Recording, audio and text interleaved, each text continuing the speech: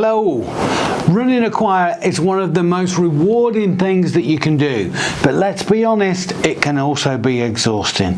Recruiting new members, balancing standards and inclusivity, managing personalities, selling tickets, choosing repertoire that stretches singers but doesn't break them, and somewhere in the middle of that, you're supposed to make beautiful music.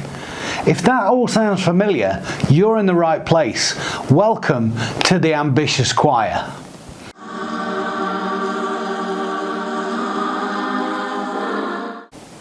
I'm Kev Jackson, and this podcast is for choir leaders, musical directors and committee members who care deeply about their choir and quietly believe it could possibly be more. Not bigger for ego, not stricter for control, but clearer, stronger, more impactful, more sustainable, and more ambitious. So, why does this podcast exist? Over the years, I've noticed something quite important. Most community choirs don't struggle because of a lack of talent. They struggle because of a lack of direction. They drift. Not dramatically, not disastrously, just gradually. The same concert structure every year, the same recruitment message, we're friendly, come and join us. The same committee frustrations bubbling under the surface. No one ever intends for momentum to fade, but without clear decisions, it does. So here's what I've learned. Growth is rarely accidental, and thriving choirs are intentional. They know who they are, who they're for, what standards they're aiming at, what experience they want members to have, what impression they want audiences to leave with, and most importantly, they make those decisions that align with those answers. And that's what this podcast is about. It's not just singing better, but leading better. Part 2, what ambitious really means. Now let's talk about the word ambitious, because in choir culture, that word can feel uncomfortable. It can sound elitist or competitive, or like we're simply taking ourselves far too seriously. But ambition is not about ego. Ambition's about intention. An ambitious choir might want to grow from 35 to 60 members, to improve a rehearsal focus, to sing more challenging repertoire, to become known locally for quality, to sell out concerts instead of hoping, and to create an atmosphere that singers feel proud to be part of. Ambition simply means this: you refuse to drift, you decide. You choose direction instead of the default. And when you choose direction, everything changes. Repertoire choices become more strategic, recruitment more targeted, rehearsals more purposeful, and leadership becomes calmer. Because you're not reacting, you're leading.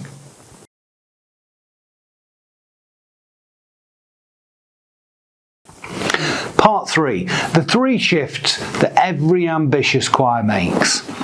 Now, let me give you 3 mindset shifts that separate drifting choirs from ambitious ones. From we're friendly to we stand for something. Almost every choir markets itself in the same way. We're a friendly choir, all welcome, and that's lovely, but it isn't compelling. Friendly is your minimum standard, not your identity. An ambitious choir defines its personality. Are you bold? Are you traditional? Are you contemporary? Are you high energy? Are you refined? Or are you community driven? Clarity attracts the right people, and it also repels the wrong ones. The second mind shift is from survival thinking to growth thinking. Survival thinking says we just need enough members. We just need enough to cover costs. We just need to get through this concert. Growth thinking says, how do we make this concert unforgettable? What would attract 20 new singers? And what systems would make this easier next year? Survival is reactive and growth is proactive. And proactive leadership reduces the stress long term for everybody. And the third one, from an accidental culture to a designed culture. Every choir has a culture, but not every choir designs it. Is rehearsal chatter controlled? Are late arrivals tolerated? Is preparation expected? Is excellence celebrated? Culture is shaped by what choir leaders allow. Ambitious choirs are very clear about expectations and kind about enforcing them. Warmth and standards are not opposites, they're partners.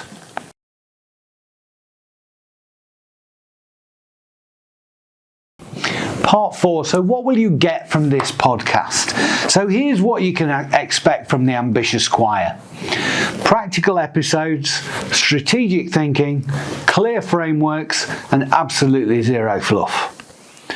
We'll talk about recruitment messaging that actually works, structure and rehearsals for momentum, programming concerts strategically, reducing committee friction, retaining singers long term, raising standards without losing heart.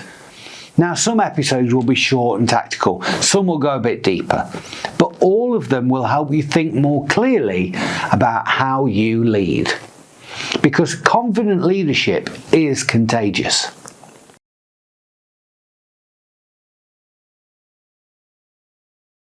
Okay, so now I've got a challenge for you.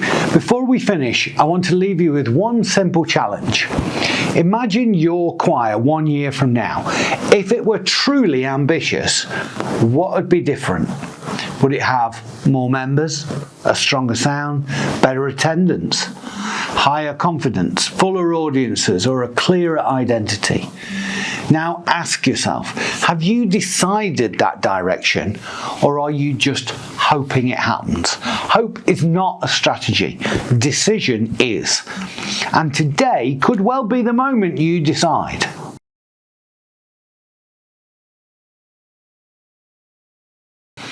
If this resonates with you, subscribe to The Ambitious Choir. In the next episode, we're tackling something almost every single choir gets wrong. Why your recruitment messaging probably isn't working, and exactly how to fix it. So join me then. But until then, lead clearly, think strategically, and don't be afraid to be ambitious.